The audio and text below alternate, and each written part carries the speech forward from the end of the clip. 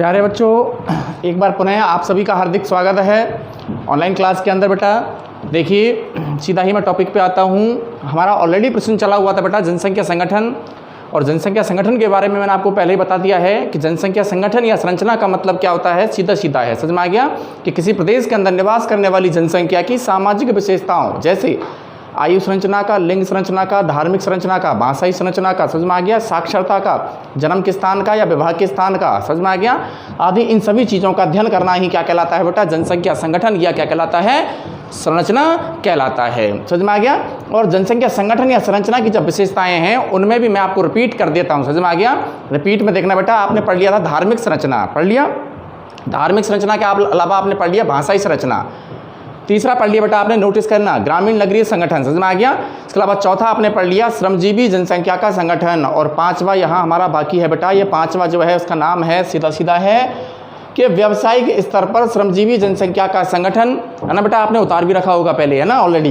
इसके अलावा व्यावसायिक संरचना, और इसका मतलब ये होता है, सीधा सीधा एक छोटा सा निष्कर्ष निकालें तो व्यावसायिक संरचना का मतलब सीधा सीधा निष्कर्ष निकालें तो ये होता है बेटा कि व्यावसायिक स्तरों पर, या कहें तो भारत की जनसंख्या के जो लोग हैं, याद रखना बेटा, ये कितने प्रकार के व्यवसायों में क्या पाए जाते हैं, संलग्न पाए जाते हैं। समझ में आ गया। तो याद रखना बेटा, लगभग मैंने आपको बताए थे, वैसे तो 3 बताए थे, लेकिन याद रखना ये व्यवसाय जो हैं, क्षेत्र जो हैं ना, इनको कितने भागों में बांटा गया है, 5 भागों में बांटा गया है ना, लेकिन 3 ही आपके लिए मोस्ट हैं, प्राथमिक, द्वितीयक और तृतीयक। समझ में आ गया। तो आगे बढ़ाइए टॉपिक को। तो मेरा कहने का मतलब क्या है कि बेटा भारत की जनसंख्या या भारत की जनसंख्या के अंदर कहें तो बेटा जो अधिकांशतः जो लोग सम्मिलित किए जाते हैं, जनसंख्या कह दो या लोग कह दो, बात एक ही है ना। तो भारत के अंदर निवास करने वाले जो लोग हैं वो प्राथमिक, ठीक है बेटा, नोटिस कीजिएगा, प्राथमिक, द्वितीयक, तृतीयक, चतुर्थक एवं पंचम व्यवसायों में क्या पाए जाते हैं बेटा, संलग्न पाए जाते हैं। समझ में आ गया। यहाँ मैंने आपको ये बताई दिया प्राथमिक व्यवसाय, और प्राथमिक व्यवसाय का मतलब क्या होता है, इसके अंदर अधिकांशतः वे व्यवसाय होते हैं जिनका सीधा संबंध कैसे होता है, भूमि से होता है। समझ में आ गया। कैसे होता है बेटा, भूमि से। यानी कि मैंने आपको बताया था कि प्राथमिक व्यवसाय के अंदर कभी कभी बोर्ड के एग्जाम के अंदर 1 नंबर के लिए प्रश्न ऐसे भी बनकर आ जाता है। कैसे कि प्राथमिक व्यवसाय के अंतर्गत कौन कौन सी क्रियाओं को क्या किया जाता है बेटा, सम्मिलित किया जाता है। और मैंने आपको बता दिया, क्या बता दिया बेटा, कि प्राथमिक व्यवसाय के अंतर्गत याद रखना बेटा, कृषि है, पशुपालन है, आखेट है, लकड़ी काटना है, मत्स्य पालन है, खनन कार्य है आदि। आ गया। ऐसे ही मैंने आपको यहाँ ये भी बता दिया कि द्वितीयक व्यवसाय को ही, है ना, पिछली वीडियो में मैंने आपको छोड़ रखा है बेटा ऑलरेडी, है ना। तो द्वितीयक व्यवसाय को ही याद रखना बेटा क्या कहा जाता है, विनिर्माण उद्योग कहा जाता है। क्यों? क्योंकि विनिर्माण उद्योग का मतलब ये द्वितीयक व्यवसाय जो होता है ये अपने अस्तित्व के लिए याद रखना बेटा कौन से व्यवसाय पर निर्भर करता है, बोलो बेटा, कौन से व्यवसाय पर निर्भर करता है, प्राथमिक व्यवसाय पर निर्भर करता है। यानी कि मेरा कहने का मतलब सीधा सीधा आप सुनना बेटा, द्वितीयक व्यवसाय के अंतर्गत, किसके अंतर्गत, द्वितीयक व्यवसाय के अंतर्गत, समझ में आ गया, बड़ी बड़ी औद्योगिक इकाइयों, कल कारखानों या कहें तो उद्योग धंधों को क्या किया जाता है बेटा, सम्मिलित किया जाता है। समझ में आ गया। और इसका नाम विनिर्माण क्यों पड़ रहा है, समझ में आ गया, क्योंकि देखिए बेटा, जैसा कि प्राथमिक व्यवसाय से कच्चा माल, मैं यहाँ लिख रहा हूँ, आप सभी का ध्यान देना बेटा, ना दिख रहा है ना आपको, नहीं दिख रहा है, इधर देखते हैं बेटा ना। मैं कहता हूँ जैसे कि प्राथमिक व्यवसाय से, है ना बेटा, और प्राथमिक व्यवसाय से जैसे हमने कच्चा माल ले लिया, क्या ले लिया बेटा, कच्चा माल, ठीक है। और कच्चा माल के तौर पे हमने ले लिया, कृषि से मिल गया कपास, और कृषि से ही हमें मिल गया बेटा गन्ना, क्या मिल गया, गन्ना, ठीक है। और गन्ना और कपास, इन दोनों की बेटा इकाई में रूप और गुणों में, समझ में आ गया, कपास और गन्ना दोनों की इकाई में बेटा रूप और गुणों में क्या करने के बाद, परिवर्तन करने के बाद, समझ में आ गया, अंत में हमें एक क्या प्राप्त होती है बेटा, मूल्यवान वस्तु प्राप्त होती है। समझ में आ गया। अंत में हमें क्या प्राप्त होती है बेटा, मूल्यवान वस्तु प्राप्त होती है, जिसे ही याद रखना बेटा विनिर्माण उद्योग के नाम से जाना जाता है। तो याद रखना, द्वितीयक व्यवसाय में कच्चा माल कहाँ से मिलता है, प्राथमिक व्यवसाय से। समझ में आ गया।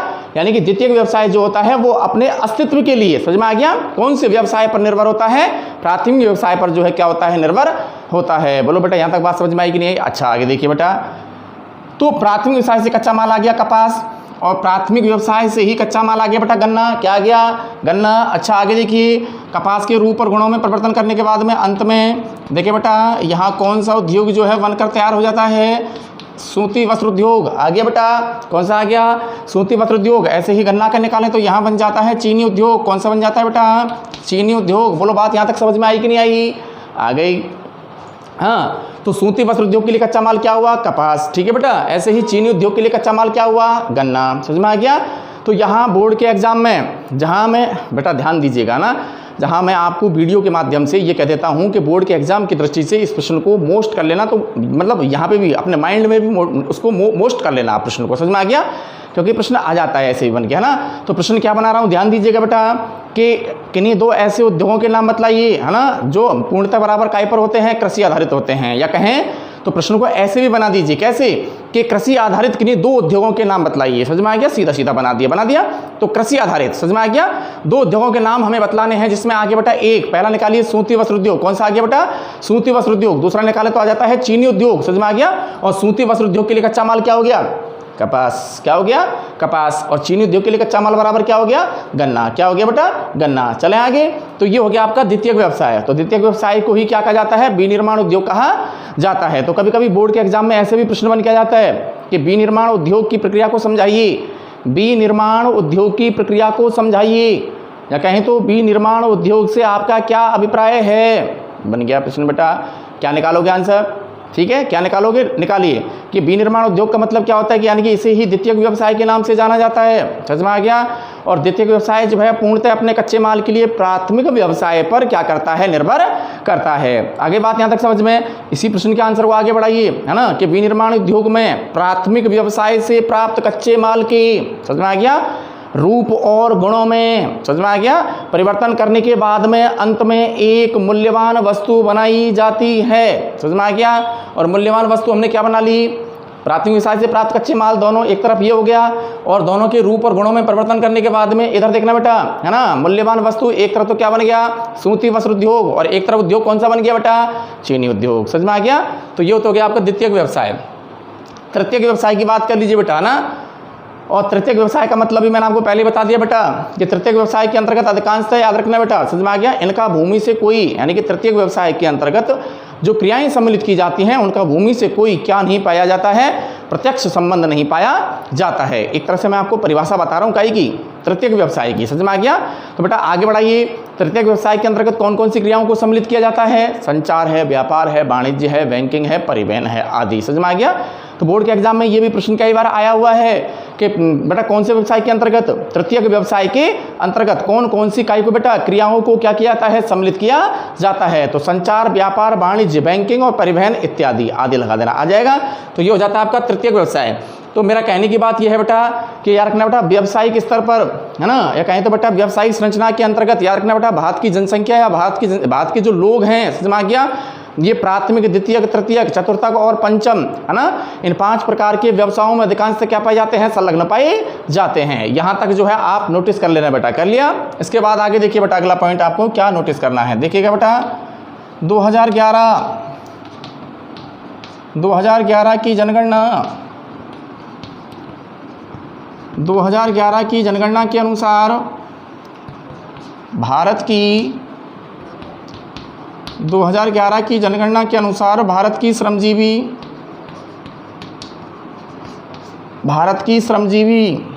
बटाल रहा हूँ बेटा यहाँ से मैं, है ना। तो 2011 की जनगणना के अनुसार भारत की श्रमजीवी जनसंख्या को याद रखना बेटा कितने वर्गों में, 4 वर्गों में। कितने वर्गों में भाई, 4 वर्गों में वर्गीकृत किया गया है या बांटा गया है ना बेटा। 2011 की जनगणना के अनुसार भारत की जो श्रमजीवी जनसंख्या है, इस श्रमजीवी जनसंख्या को याद रखना बेटा कितने वर्गों में बांटा गया है, 4 वर्गों में बांटा गया है ना। उल्टा सीधा मत कर देना। हाँ, आर्थिक स्तर की दृष्टि से भारत की जनसंख्या को जो हमने बांटा था वो 3 थे, वो अलग हैं, मुख्य श्रमिक, सीमांत श्रमिक और अश्रमिक। वो काय में आए थे, जो आपने पढ़ा था चौथा पॉइंट कौन सा, श्रमजीवी जनसंख्या, उसके अंतर्गत आए थे। समझ में आ गया। लेकिन यहाँ हमारा जो चल रहा है संरचना, कौन सा चल रहा है बेटा, व्यावसायिक संरचना। कौन सी संरचना चल रही है बेटा, व्यावसायिक संरचना। समझ में आ गया। तो यहाँ हमें निकालना है बेटा अगला पॉइंट, 2011 की जनगणना के अनुसार भारत की श्रमजीवी जनसंख्या को कितने वर्गों में, 4 वर्गों में बांटा गया है। आगे बेटा यहाँ तक देखना बेटा कौन कौन से 4 वर्ग हैं, आप भी नोटिस करना बेटा। पहला बन गया बेटा कृषक, ठीक है। दूसरा निकालिए बेटा कृषि मजदूर, बनाना बेटा क्या बनेगा, कृषि मजदूर। मैं लिख रहा हूँ, आप भी उतारना बेटा, ठीक है, कृषि मजदूर। तीसरा बनाइए भाई घरेलू, तीसरा बनाइए बेटा घरेलू औद्योगिक श्रमिक। तीसरा क्या बनाओगे भाई, घरेलू औद्योगिक श्रमिक बना दिया मैंने आपको, है ना बेटा। और चौथा और बनाऊंगा मैं आपको यहाँ, और चौथा बना देना बेटा अन्य श्रमिक। अन्य श्रमिक, क्या बना दिया बेटा, अन्य श्रमिक। तो यहाँ याद रखना 2011 की जनगणना के अनुसार निकाल देना बेटा, समझ में आ गया।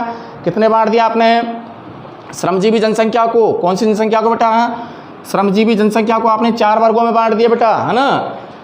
4 वर्गों में देखना बेटा, पहला कौन सा है, कृषक, और कौन सा बन गया, कृषि मजदूर, है ना। ध्यान दीजिए, इन दोनों का प्रतिशत मैं एक साथ निकाल के यहाँ रख रहा हूँ, 54.6, ठीक है। जबकि इधर देखना बेटा आगे, जबकि घरेलू औद्योगिक श्रमिकों, है ना, जबकि घरेलू औद्योगिक श्रमिकों का अनुपात यहाँ निकालना बेटा आप 3.8, कितना निकालना, 3.8। जबकि अन्य श्रमिकों का अनुपात यहाँ मैंने लिख दिया आपको, कितना आ जाएगा, 41.6, कितना आ जाएगा, 41.6। तो यहाँ आपको अगली लैंग्वेज क्या बनानी है ना, ध्यान देना बेटा, कुल श्रमजीवी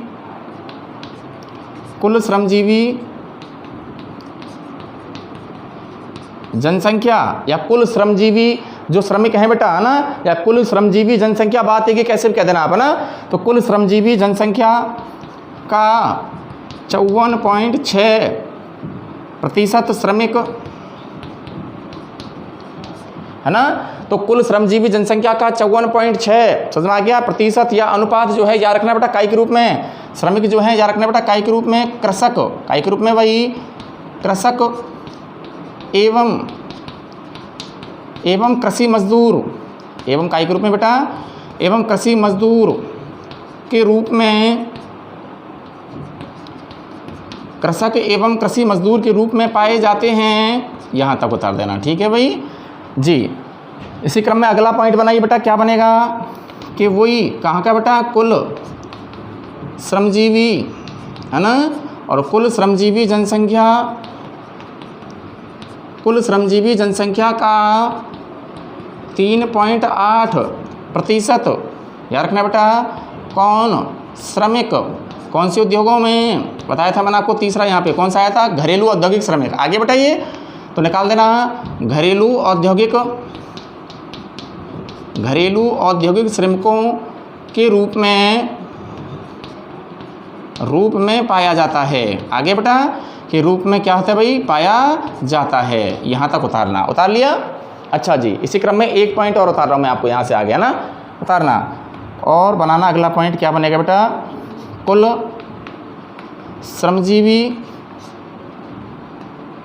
जनसंख्या का 41.6, है ना। कुल श्रमजीवी जनसंख्या का कितना बेटा, 41.6, समझ में आ गया, 41.6% श्रमिक, 41.6% श्रमिक। और यहाँ लिख रहा हूँ मैं, आ गया ना, यहाँ से थोड़ा देख लेना बेटा इधर, है ना।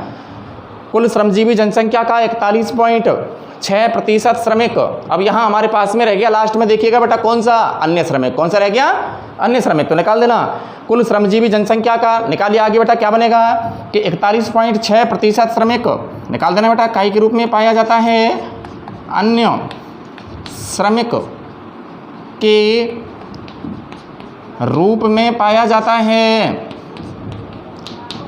अन्य श्रमिक के रूप में पाया जाता है। अब देखिए बेटा यहाँ से आगे मैं थोड़ा रिपीट कर देता हूँ आपको, है ना।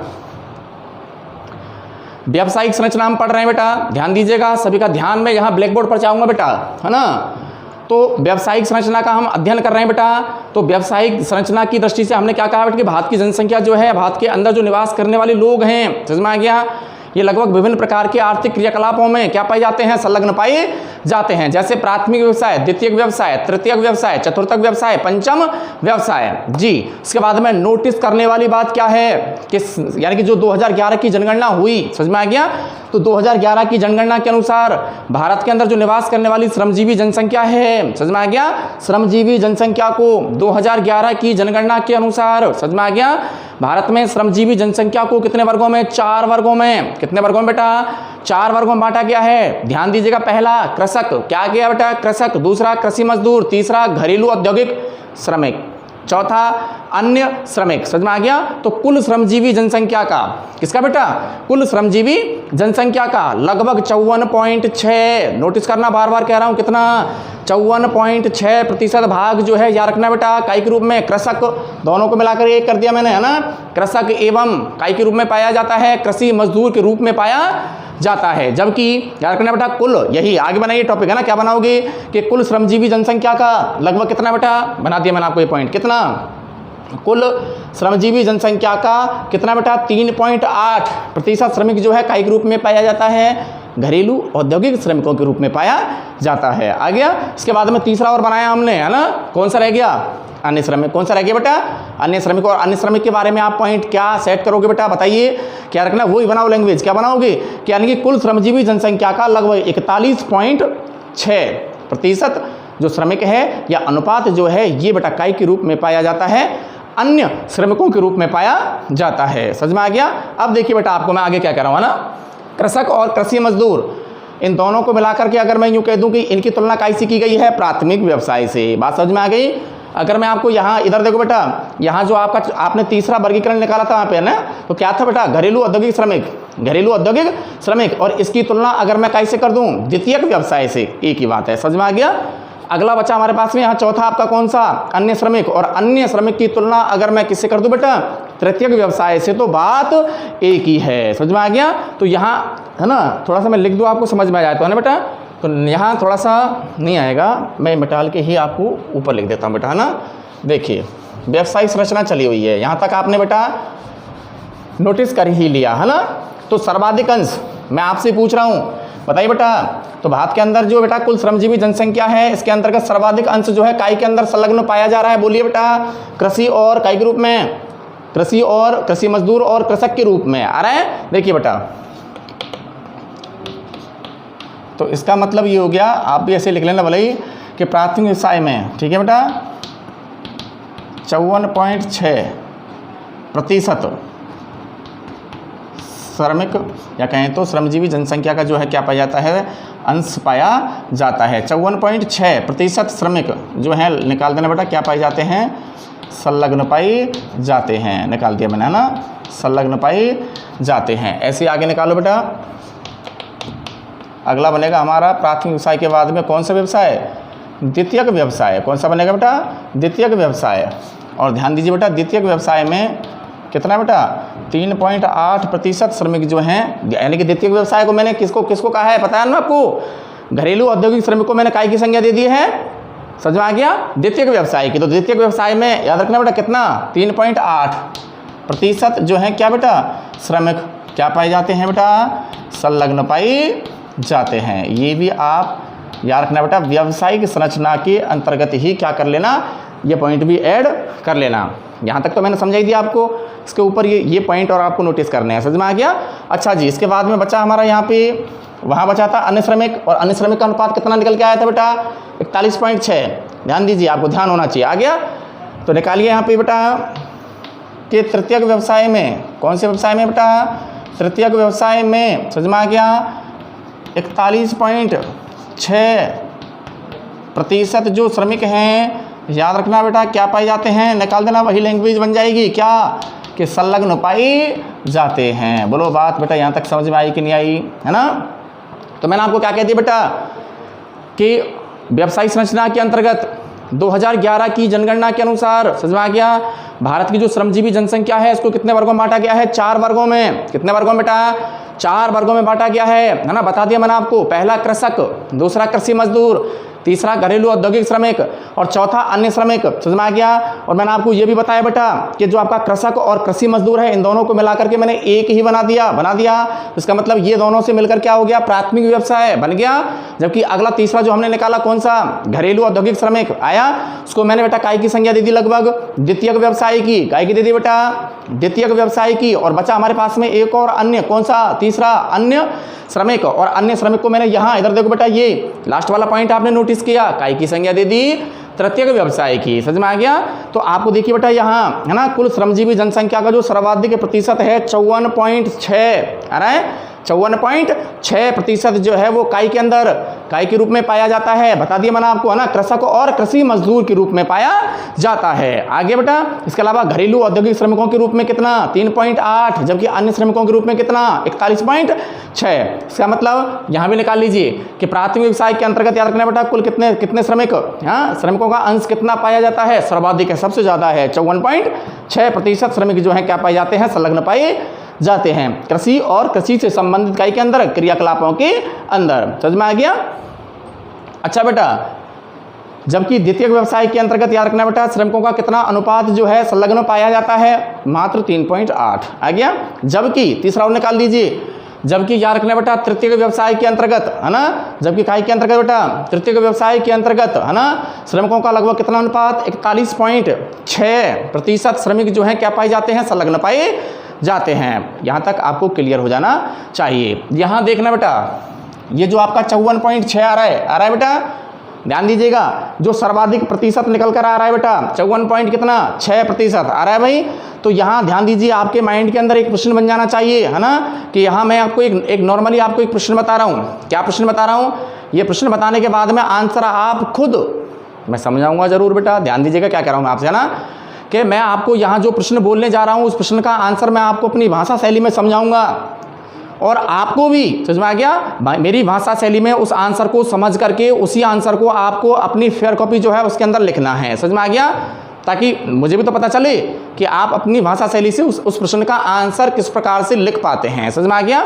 देखिए बेटा, तो यहाँ 54.6 को लेकर के मेरे दिमाग में एक प्रश्न बना है, आप भी सुनिएगा बेटा, ना, कि प्रश्न क्या बना है कि कृषि सेक्टर में, समझ में आ गया, नोटिस कर लेना, इस प्रश्न के जस्ट बाद ही आगे नोटिस कर लेना। समझ में आ गया क्या प्रश्न है? ये तो हो गया अपना पूरा कंप्लीट, क्या बेटा, पूरा कंप्लीट क्या हो गया अपना? व्यावसायिक संरचना हो गया। समझ में आ गया? या कहें तो व्यावसायिक स्तर पर हमने किसको पढ़ लिया है?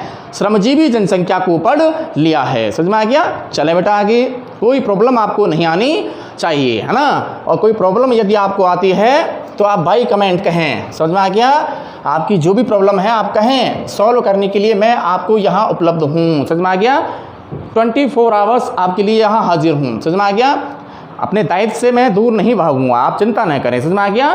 बिल्कुल आप बेहिचक हो करके जो भी आपको लग रहा है कि सर ये हमें थोड़ा सा नहीं आया है समझ, तो पूछिए, आप एक बार नहीं 5 बार पूछिए, मैं आपको यहाँ खड़ा हुआ हूँ समझाने के लिए। समझ में आ गया बेटा? वीडियो यहाँ मेरे द्वारा जो भी बनाई जा रही है बेटा आपको अच्छी लगे, समझ में आ गया, आपको लग रहा है कि सर हमारे लिए बहुत बढ़िया मेहनत कर रहे हैं, तो वीडियो को लाइक करें, शेयर करें, और बेटा सब्सक्राइब करना तो बिल्कुल भी ना भूलें। अपने जितने भी आपके बेटा जाने पहचाने चेहरे हैं जो 12वीं क्लास के अंदर आए हुए हैं, तो उनको भी कहें कि क्लास ज्वाइन करें, क्लास लेकर देखें कि सर पढ़ा रहे हैं ज्योग्राफी 12th के लिए। समझ में आ गया? अच्छा बेटा, तो मैं प्रश्न बना रहा था आपको कि कृषि सेक्टर के अंदर आप नोटिस करना, मैं लिख दूंगा ब्लैक बोर्ड पे, लेकिन आप नोट करना बेटा क्या कह रहा हूँ ना, कि कृषि सेक्टर में प्रश्न बना रहा हूँ बेटा, ध्यान देना ना। कृषि सेक्टर में जनसंख्या का, किसका बेटा? कृषि सेक्टर में जनसंख्या का सर्वाधिक, कृषि सेक्टर में जनसंख्या का सर्वाधिक अंश संलग्न, सर्वाधिक अंश संलग्न पाया जाता है, स्पष्ट करें। क्या करें बेटा? स्पष्ट करें। ठीक है, ये प्रश्न जो है आपके पास बना हुआ है, ध्यान दीजिएगा। सेक्टर का नाम दे दिया आपको बेटा, पहले क्या दे दिया? कृषि सेक्टर आ गया, है ना। तो कृषि सेक्टर में भारत की जनसंख्या का सर्वाधिक क्या बेटा? अंश, या कहें तो भारत की जो अधिकांश लोग हैं, भारत की जनसंख्या जो है वो कौन से व्यवसाय में संलग्न पाई जाती है?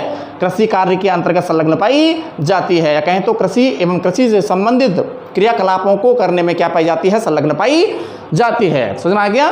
तो यहाँ प्रश्न ये है कि कृषि सेक्टर में जनसंख्या का सर्वाधिक अंश संलग्न पाया जाता है, क्या करें? स्पष्ट करें।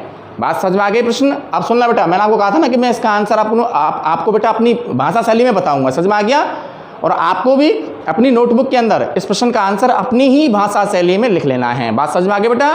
कोई दिक्कत? और प्रश्न का आंसर बहुत ईजी है, आप मुझे ध्यान से सुनोगे तो आपका प्रश्न का आंसर जो है ऑटोमेटिक क्लियर हो जाएगा। समझ में आ गया? अब सुनिए बेटा पहली बात, समझ में आ गया? कृषि सेक्टर में जनसंख्या का सर्वाधिक अंश संलग्न है, ये बात आपको थोड़ी देर पहले ही पता चल गई। कैसे चल गई? कि निकालिए बेटा, मैं यहाँ लिख रहा हूँ आपको ना, कि कृषक एवं काय के रूप में बेटा? कृषक एवं काय के रूप में? कृषक एवं कृषि मजदूर के रूप में। बोलो ये बात आपको आई कि नहीं आई, है ना? कृषक एवं कृषि मजदूर के रूप में आया था। कितना अंश 54.6% जो अंश है क्या पाया जाता है, संलग्न पाया जाता है। तो इसका मतलब प्रश्न हमारा यहाँ क्लियर हो गया क्या, कि कृषि सेक्टर के अंतर्गत जो है सर्वाधिक जनसंख्या का अंश जो है क्या पाया जाता है, संलग्न पाया जाता है। यानी कि भारत के अंदर अधिकांश जनसंख्या जो है, भारत के अंदर निवास करने वाले अधिकांश कौन बेटा, लोग जो हैं वो याद रखना बेटा प्राथमिक व्यवसाय का भी बात करें तो बेटा कृषि एवं कृषि से संबंधित क्रियाकलापों में क्या पाए जाते हैं, संलग्न पाए जाते हैं। बात समझ में आ गई। इसीलिए याद रखना बेटा कितना आ रहा है 54.6। तो बताओ कृषि सेक्टर में सर्वाधिक अंश बना कि नहीं बना, समझ में आ गया। तो भारत के अंदर याद रखना बेटा लगभग कितना 54.6% लोग जो है याद रखना बेटा इकाई के अंतर्गत कृषि कार्यों के अंतर्गत जो है क्या पाए जाते हैं, संलग्न पाए जाते हैं। अब मैं जो आपको बोल रहा हूँ ना, जो भी वाक्य बोल रहा हूँ, जो भी पंक्तियाँ बोल रहा हूँ, वो इसी प्रश्न का क्या बनता हुआ चला जाएगा, आंसर बनता हुआ चला जाएगा। समझ में आ गया। आगे देखना बेटा, इसी के अंदर आप लिखना चाहें तो आपको ये भी मालूम होना चाहिए कि भारत को, है ना बेटा, भारत को एक कृषि प्रधान, ठीक है भाई, भारत को एक कृषि प्रधान अर्थव्यवस्था वाला, भारत को एक कृषि प्रधान अर्थव्यवस्था वाला याद रखना बेटा क्या कहा जाता है, देश कहा जाता है। आपको पता ही होगा है ना कि भारत को एक कृषि प्रधान अर्थव्यवस्था वाला क्या कहा जाता है बेटा, देश कहा जाता है। क्यों? क्योंकि भारत की जो अर्थव्यवस्था है वो पूर्ण रूपेण याद रखना बेटा कौन से कार्य पर निर्भर है, कृषि कार्य पर निर्भर है। समझ में आ गया। भारत की जो एकत्रित निधि होती है, एकत्रित निधि का मतलब बता दूं मैं आपको, फिर भी बेटा आप कहोगे कि एकत्रित निधि की बात आई है तो सर बता नहीं रहे हैं, बता देता हूँ। एकत्रित निधि का मतलब होता है जो हमारी गवर्नमेंट है, इंडियन गवर्नमेंट है, भारत सरकार है, उसका जो खजाना होता है, एकत्रित खजाना होता है, जहाँ भारत सरकार का पूरा आय व्यय का जो बेटा जो कहें तो संपत्ति रखी जाती है। समझ में आ गया। एकत्रित निधि होती है, संचित निधि होती है, कैसे भी कह दो आप। समझ में आ गया। जहां भारत सरकार का खजाना एकत्रित होता है और उसी खजाने से रखना बेटा जितने भी सरकारी कर्मचारी होते हैं, सांसद होते हैं, एमएलए होते हैं, राष्ट्रपति या प्रधानमंत्री, राज्यपाल, मुख्यमंत्री वगैरह कोई भी हो, समझ में आ गया, सबको क्या दिया जाता है, वेतन भत्ता दिया जाता है। उसे ही कहा जाता है सरकारी खजाना। भारत की एकत्रित निधि कहा जाता है, या कहें तो इसे ही संचित निधि कहा जाता है। और ये एकत्रित निधि जो है, समझ में आ गया, इसको सर्वाधिक बेटा याद रखना, सर्वाधिक जो योगदान मिलता है, या भारत के अंदर की बात करें तो जो सर्वाधिक राजस्व में योगदान, काय में योगदान, राजस्व में योगदान जो सर्वाधिक प्राप्त होता है वो काय से प्राप्त होता है, कृषि कार्य से ही प्राप्त होता है। समझ में आ गया। तो कृषि के अलावा और देखो बेटा भारत के अंदर कृषि के और क्या क्या फायदे हैं। भारत के अंदर चाहे कितने भी लोग निवास कर रहे हैं, समझ में आ गया, तो सभी के लिए खाद्यान्न फसलों का क्या किया जाता है, उत्पादन किया जाता है। चारागाह वाली फसलों का उत्पादन किया जाता है। आगे समझ में, औद्योगिक फसलें उत्पादित की जाती हैं, इसके अलावा पेय फसलें उत्पादित की जाती हैं, इसके अलावा रेशेदार फसलें उत्पादित की जाती हैं, इसके अलावा व्यावसायिक फसलें भी उत्पादित की जाती हैं। बात समझ में आ गई। तो मेरा कहने का मतलब क्या है कि कृषि भारत के अंदर एक ऐसा कार्य है, समझ में आ गया, जिसके माध्यम से खाद्यान्न फसलें या कहें तो पशुओं के लिए चारागाह वाली फसलें भी क्या की जाती है बेटा, उत्पादित की जाती हैं। इसके अलावा इसी कृषि कार्य से, समझ में आ गया, भारत के अंदर याद रखना बेटा इसी कृषि कार्य के माध्यम से, समझ में आ गया, भारत के अंदर निवास करने वाले सर्वाधिक लोगों को, समझ में आ गया, क्या प्राप्त होता है बेटा, रोजगार प्राप्त होता है। समझ में आ गया। इसीलिए याद रखना बेटा कृषि सेक्टर में, सॉरी बेटा, कृषि सेक्टर में जनसंख्या का सर्वाधिक अंश जो है क्या पाया जाता है बेटा, संलग्न पाया जाता है। तो यहाँ प्रश्न ये भी बन जाता है, अगर ऐसे ना बने तो ऐसे भी बन जाता है। कैसे कि भारत को याद रखना बेटा एक कैसा देश भी कहा जाता है, कृषि प्रधान अर्थव्यवस्था वाला देश भी कहा जाता है। बात समझ में आ गई। तो इसका आंसर यही रहेगा। आपको तो बस माइंड में 1% याद रखना है कि भारत के अंदर निवास करने वाली कुल जनसंख्या का याद रखना बेटा कितना, 54.6। समझ में आ गया। 54.6% जो श्रमिक हैं बेटा वो काय के रूप में, समझ में आ गया, काय के रूप में संलग्न पाए जाते हैं, कृषि एवं कृषि से संबंधित क्रियाकलापों को करने में क्या पाए जाते हैं, संलग्न पाए जाते हैं। समझ में आ गया। और भारत में कहें तो भारत सरकार को जो सर्वाधिक राजस्व में योगदान मिलता है वो काय से मिलता है बेटा, कृषि कार्य से ही मिलता है। समझ में आ गया। या भारत के जो सर्वाधिक लोग हैं वो काय पर आधारित हैं, कृषि पर आधारित हैं। इसीलिए भारत देश को याद रखना बेटा क्या कहा जाता है, कृषि प्रधान अर्थव्यवस्था वाला देश कहा जाता है। बात समझ में आ गई बेटा। तो ये प्रश्न मैंने आपको बता दिया है। अथवा लगा करके आप दूसरा प्रश्न इसी के नीचे बनाना चाहें तो क्या बनाओगे कि भारत देश को एक क्या कहा जाता है बेटा, कृषि प्रधान अर्थव्यवस्था वाला देश कहा जाता है। बनाना चाहें अथवा तो बना देना, बाकी आंसर आपको खुद को निकाल लेना है। आंसर कोई ज़्यादा कठिन नहीं है। उम्मीद करता हूँ आपको प्रश्न का आंसर जो है क्या हो गया बेटा, समझ में आ गया होगा। चले बेटा आगे, ठीक है। अब देखिए बेटा आ गया ना, बोर्ड के अंदर कई बार प्रश्न मैंने ऐसे भी आता हुआ देखा है कि कभी कभी आपको बेटा सीधा सीधा कह देता है ना। कैसे कह देता है बेटा, सीधा सीधा कि निम्न को बराबर क्या कीजिए, सुमिलित कीजिए। सीधा सीधा कह देता आपको ना, 1 नंबर के लिए डायरेक्ट प्रश्न बना देगा आपको, है ना। और 1 नंबर के लिए डायरेक्ट प्रश्न बना करके आपको क्या कहेगा बेटा कि निम्न को बराबर क्या कीजिए, सुमिलित कीजिए, है ना। देखिए बेटा आप भी लिख लेना, है ना। निम्न को सुमिलित कीजिए, निम्न को क्या कीजिए बेटा, सुमिलित कीजिए। बना दिया प्रश्न, है ना। अब देखना बेटा इधर ए, इधर बना दिया मैंने आपको स्तंभ ए, उतारते रहना आप, समझा मैं दूंगा आपको, है ना। स्तंभ ए, और इधर बना दिया मैंने आपको बेटा स्तंभ व। क्या बना दिया बेटा, स्तंभ ए और स्तंभ व। ठीक है, आगे देखिए बेटा, स्तंभ ए, स्तंभ ए और स्तंभ व। समझ में आ गया। स्तंभ ए में लिख रहा हूं मैं आपको, किस में लिख रहा हूं बेटा, स्तंभ ए में लिख रहा हूं आपको मैं। ये नोटिस करना, उच्च घनत्व के क्षेत्र, उच्च घनत्व का क्षेत्र जी। उसके बाद में आगे देखिए बेटा, मैं आपको यहां लिख रहा हूं मध्यम घनत्व का क्षेत्र। काय का क्षेत्र, मध्यम घनत्व का क्षेत्र। तीसरा लिख रहा हूं बेटा मैं आपको यहां पे निम्न घनत्व का क्षेत्र, निम्न घनत्व का क्षेत्र। ठीक है साहब। ऐसे ही अगला एक और प्रश्न यहाँ मैं आपको बना के लिख रहा हूँ ना, वो भी हमें क्या करना है, उसको भी हमें क्या करना है बेटा, सुमिलित करना है, बी। ठीक है, आप भी डाल देना बी। बी में लिखना बेटा, एक तरफ तो लिखना वृद्धि की दशा, वृद्धि की दशा, और एक तरफ लिखना बेटा काल। क्या लिखना, काल। समझ में आ गया। अच्छा जी, वृद्धि की दशा में नीचे लिखना बेटा पहला स्थिर वृद्धि का काल। क्या लिखना बेटा, स्थिर वृद्धि का काल। बना दिया। ठीक है, इसके बाद इसी में आगे लिखना बेटा, नीचे आपने पढ़ रखा है प्रश्न भी, ध्यान होगा तो आपका ना बता दूंगा मैं आपको, सुनना एक बार लिख देता हूँ मैं ना। तो आगे बेटा अगला निरंतर वृद्धि का काल। किसका आगे है भाई, निरंतर वृद्धि का काल जी।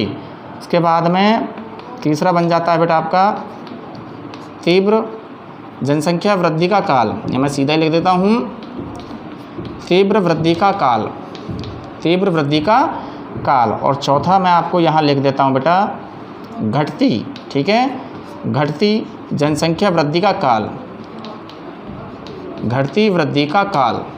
क्या लिख दिया बेटा, घटती वृद्धि का काल। ठीक है, अब देखिए बेटा, ध्यान दीजिए बेटा, मैंने आपको कई बार कह रखा है बेटा, आप बोर्ड के विद्यार्थी हैं, 12th क्लास बोर्ड के विद्यार्थी हैं। आप अपनी बेटा कॉपी के अंदर कहीं ना कहीं ये प्रैक्टिस भी आप जो है स्टार्ट करना प्रारंभ कर दें कि मानचित्र बनाना भी आपको बिल्कुल आ जाना चाहिए हर हाल में। समझ में आ गया कि मैं ये नहीं कहता कि आप हूबहू बनाइए, है ना। हूबहू तो बेटा यहाँ लगभग मैं ही नहीं बना पा रहा हूँ, है ना, लेकिन समझाने के लिए, मुझे तो आपको समझाने के लिए और आपको अपने कॉपी के अंदर एग्जामिनर को क्या करने के लिए, प्रभावित करने के लिए। समझ में आ गया। मानचित्र बनाना आपको आना चाहिए। समझ में आ गया। और मानचित्र भी भारत का बनाना सीख जाना चाहिए आपको। समझ में आ गया। राजस्थान का आपको आना चाहिए, इसके अलावा वर्ल्ड का भी रेखा मानचित्र आपको आना चाहिए। समझ में आ गया, क्योंकि यही 3 मैप हमारे लिए उपयोगी हैं। समझ में आ गया। अब सुनिए बेटा, मैं क्या कह रहा था आपको, क्योंकि भूगोल जो है वो मानचित्रों का ही विषय है। समझ में आ गया। कहें तो भूगोल जो है काय पर टिका हुआ है, मानचित्रों पर ही टिका हुआ है। समझ में आ गया। तो आप किसी भी टॉपिक को, XYZ किसी भी टॉपिक को, जैसे मैं कहूँ, मैंने आपको जैसे एक एज ए एग्जाम्पल मैंने आपको एक क्वेश्चन बना दिया। क्या बना दिया कि भारत में सर्वाधिक साक्षरता वाला और भारत में सबसे कम साक्षरता वाला क्या बतलाइए, राज्य बताइए, है ना। तो बताओ ये मानचित्र का प्रश्न बना कि नहीं बना, बन गया, है ना। तो आपको सीधा सीधा यूँ भी कह सकता है कि केरल को भारत के रेखा मानचित्र में क्या कीजिए, अंकित कीजिए। और आपको ऐसे भी कह सकता है कि बिहार को, है ना, कि भारत के रेखा मानचित्र में निम्न को अंकित कीजिए, और उसमें कहीं ना कहीं पॉइंट डालकर आपको लिख दिया बिहार। तो बिहार को भी हमें क्या करना है, भारत के रेखा मानचित्र में अंकित करना है। और ऐसा ना कह करके अगर पूरी एक पंक्ति ऐसे भी बना दे तो ऐसे भी बन जाती है। कैसे कि सर्वाधिक साक्षरता वाला राज्य। अब आपको यहाँ जनसंख्या वाले लेसन में मैंने आपको पढ़ा रखा है। समझ में आ गया। पिछली वीडियो देखना और आपने नोट्स बना रखे हैं उनको, अगर आप बारी बारी से कंटिन्यूटी में पढ़ रहे हैं तो आपको यहाँ आंसर आ जाना चाहिए। समझ में आ गया। एग्जामिनर चाहे प्रश्न को कितना भी घुमा दे, लेकिन आंसर हमारे दिमाग में यहाँ होना चाहिए। तो क्या कहा प्रश्न ने, क्या कहा कि सर्वाधिक साक्षरता वाला राज्य। अच्छा जी, बिल्कुल निकाल दिया केरल। क्या जाएगा बेटा, केरल। फिर उसने अगला प्रश्न बना दिया। समझ में आ गया। भारत में निकाल दे बेटा, है ना, भारत में सबसे सबसे कम साक्षरता वाला राज्य, तो निकाल देना है ना, केरल तो हो गया सर्वाधिक, और निकाल देना यहाँ से बिहार, क्या जाएगा बिहार। तो इसका मतलब क्या हुआ कि केरल को तो हमें सर्वाधिक साक्षरता वाले राज्य के रूप में भारत की रेखा मानचित्र में क्या करना है, भरना है, समझ में आ गया। और बिहार को हम काय की दृष्टि से, समझ में आ गया, सबसे कम साक्षरता वाले राज्य की दृष्टि से हमें मैप मिलेगा बोर्ड के एग्जाम में, समझ में आ गया। और उसमें हमें अब समझ में आ गया सबसे कम साक्षरता वाला राज्य क्या बेटा, बिहार, जो कि यहाँ निकल के आ जाता है नेपाल के जस्ट नीचे है, बता दूंगा मैं आपको, है ना, बिल्कुल परिपक्व कर दूंगा आपको काय के अंदर, मैप के अंदर। और ऐसा परिपक्व करूंगा कि आगे आगे लाइफ में जहां भी जाओगे, है ना, कॉलेज लाइफ में जाओगे, आप भूलने वाले नहीं हो, समझ में आ गया। चलते हैं बेटा आगे, है ना। तो देखिए बेटा, मैं कह रहा था कि बेटा आपको मैप बनाना भी आना चाहिए, क्योंकि भूगोल जो है, मैं आपको बार बार कह रहा हूँ बेटा कि लगभग जो है भूगोल विषय मानचित्रों पर ही आधारित है, टिका हुआ है। कोई भी प्रश्न का आंसर अगर आप याद रखना बेटा मानचित्र के माध्यम से देना चाहो तो आपको देना चाहिए, समझ में आ गया। तो देखिए बेटा, यहाँ मैंने कहा था कि बोर्ड के एग्जाम में ऐसे भी प्रश्न बन किया जाता है, निम्न को हमें क्या करना है, सम्मिलित करना है। दो प्रश्न बनाए मैंने यहाँ पे, है ना बेटा, सम्मिलित करने के लिए। पहला क्या बनाया, स्तंभ ए स्तंभ है, दूसरा यहाँ बनाया बी वृद्धि की दशा, और यहाँ सही हमें उसके लिए क्या निकालना है, काल निकालना है। पहले ही नोटिस कर लेना, है ना, सम्मिलित करने के लिए पूछ रहा है। तो मैं ऑलरेडी इन दोनों प्रश्नों को जो आपको यहाँ लिखे हुए हैं ना, मैं डायरेक्ट ही क्या करके लिखूंगा, सम्मिलित करके लिखूंगा। ऐसा नहीं है कि सम्मिलित नहीं है, सीधा ही अपन क्या करके लिख देंगे बेटा, सम्मिलित करके लिख देंगे। तो देखिए बेटा, उच्च घनत्व का क्षेत्र और मध्यम घनत्व का क्षेत्र और निम्न घनत्व का क्षेत्र। अच्छा बेटा, उच्च घनत्व का क्षेत्र जो है भारत में अधिकांशतः कहाँ पाया जाता है, देखना बेटा, ये रहा भारत का ये भौतिक भाग है बेटा, है ना, भारत का ये भौतिक भाग है, जिसे याद रखना बेटा क्या कहा जाता है, उत्तर का विशाल मैदान। क्या कहा जाता है बेटा, उत्तर का विशाल मैदान कहा जाता है। या कहें तो बेटा यही मैदान जो है लगभग याद रखना बेटा उपजाऊ मृदा, या कहें तो बेटा कौन सी मृदा के द्वारा, कांप मृदा के द्वारा क्या है बेटा, निर्मित है, समझ में आ गया। और यह कांप मृदा जो है याद रखना बेटा किसके द्वारा, जैसे नदियों के द्वारा बहाकर लाई हुई होती है। और यहाँ कहें तो बेटा उत्तर के विशाल मैदान में मृदा की परतों का लगातार क्या पाया जाता है, नवीनीकरण पाया जाता है, समझ में आ गया। मृदा की परतों का क्या होता रहता है बेटा, नवीनीकरण होता रहता है। कोई दिक्कत बेटा आ जाएगा, समझ में आ गया। तो यहाँ देखिए बेटा, उच्च घनत्व का क्षेत्र बराबर निकाल दीजिए गंगा, क्या आ गया बेटा, गंगा आ गया। गंगा के अलावा आगे निकालें, गंगा के अलावा आगे निकालें तो देखना बेटा गंगा यमुना, कौन सा आ जाता है बेटा, गंगा यमुना आगे बेटा, देखिए है ना, एक बार गंगा मैं निकाल देता हूँ, यमुना आगे बेटा, गंगा यमुना सतलज, ठीक है। ये तीनों नदियाँ जो हैं याद रखना बेटा, जो मैदान बनाती हैं, उस मैदानी भाग में भारत के अंदर उच्च घनत्व का क्षेत्र पाया जाता है ना। गंगा यमुना और सतलज का मैदान लिख देना आप, है ना, गंगा यमुना और काय का मैदान बेटा, सतलज का मैदान निकाल दिया। मध्यम घनत्व का क्षेत्र भारत में याद रखना, दक्षिण का प्रायद्वीपीय, दक्षिण का प्रायद्वीपीय पठारी भाग, दक्षिण का प्रायद्वीपीय पठारी भाग, समझ में आ गया। ये रहा नीचे, उत्तर के विशाल मैदान के नीचे, यहाँ नीचे निकालते हैं कर्क रेखा से नीचे नीचे, समझ में आ गया, किसके नीचे नीचे, कर्क रेखा के नीचे नीचे याद रखना, जो त्रिभुजाकार आकृति में पठार फैला हुआ है, या प्रायद्वीपीय पठारी भाग का आकार कैसा है, त्रिभुजाकार, है ना। तो ये पठारी भाग जो है याद रखना, यहाँ भारत के अंदर याद रखना बेटा मध्यम घनत्व का क्षेत्र पाया जाता है, आ जाएगा। इसके बाद में निकालिए निम्न घनत्व का क्षेत्र, और निम्न घनत्व के क्षेत्र में भारत के अंदर एक तो निकाल देना पर्वतीय क्षेत्र, और एक तरफ निकाल देना बेटा कौन सा क्षेत्र, मरुस्थलीय क्षेत्र, समझ में आ गया। तो भारत के अंतर्गत जितने भी पर्वतीय क्षेत्र पाए जाते हैं, चाहे वो अरावली है, चाहे विंध्याचल है, चाहे सतपुड़ा है, चाहे हिमालय है, समझ में आ गया। और मरुस्थलीय क्षेत्र की बात करें तो आपको पता ही होगा क्या बेटा, कि यानी कि भारत का एकमात्र महान मरुस्थल जो कि यानी कि बेटा राजस्थान में, और राजस्थान में भी कहाँ, पश्चिमी राजस्थान में, समझ में आ गया। थार का मरुस्थल जो है क्या है, विस्तारित है, और थार के मरुस्थल में याद रखना बेटा रेत के बड़े बड़े क्या पाए जाते हैं, टीले पाए जाते हैं। लगभग कहें तो याद रखना बेटा काई के अभाव में, सुविधाओं के अभाव में पश्चिमी राजस्थान के अंदर जो थार का मरुस्थल फैला हुआ है, समझ में आ गया। यहाँ भी जो याद रखना बेटा निम्न घनत्व का जो है क्या पाया जाता है, क्षेत्र पाया जाता है, आ जाएगा। इसका मतलब मैंने आपने बताया था ना एक प्रश्न आपको कि राजस्थान के अंदर जैसलमेर जिला है, आया था ना। तो राजस्थान में सर्वाधिक जनघनत्व वाला जिला जयपुर, 598 व्यक्ति प्रति वर्ग किलोमीटर, जबकि इसी प्रश्न का उल्टा करें तो थार के रेगिस्तान में लगभग जिला आ जाता है हमारा कौन सा बेटा, जैसलमेर, कौन सा आ जाता है, जैसलमेर आ गया।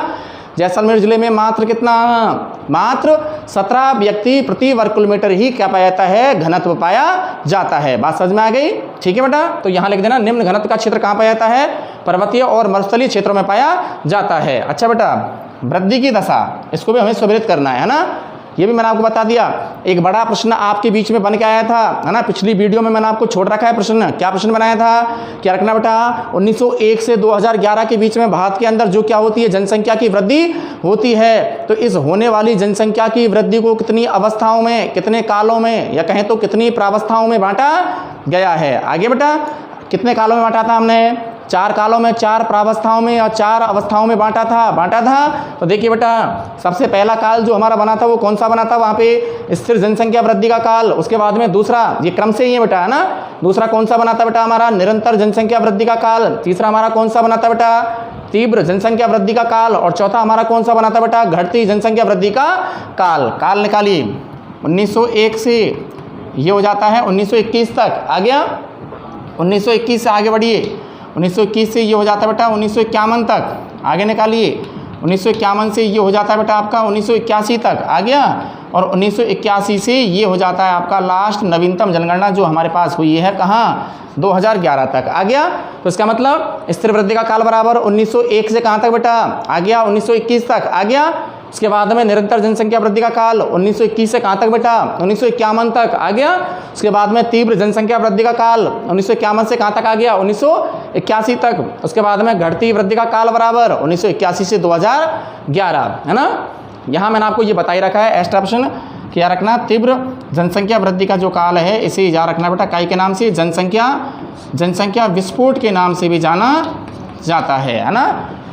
आपको मैंने ये भी बता दिया कि वह दशक कौन सा है जहां सर्वाधिक जो है भारत के अंदर जनसंख्या जो है काय में चली गई, माइनस में चली गई, या सर्वाधिक जो है क्या दर्ज की गई, गिरावट दर्ज की गई। 1911 से कौन सा वाला दशक, 21 वाला दशक। आ गया, 1911 से 21, जहां जनसंख्या भारत की कितनी चली गई, -0.31% तक चली गई। बात याद है, प्रथम जननांकी विभाजक वर्ष, है ना, प्रथम जननांकिकी विभाजक वर्ष 1921 को कहा जाता है, जबकि द्वितीय जननांकिकी विभाजक वर्ष जो है 1951 को कहा जाता है। आ गया, ठीक है बेटा, यहाँ तक जो है आप सभी याद रखना प्यारे बच्चों, नोटिस कर लेना।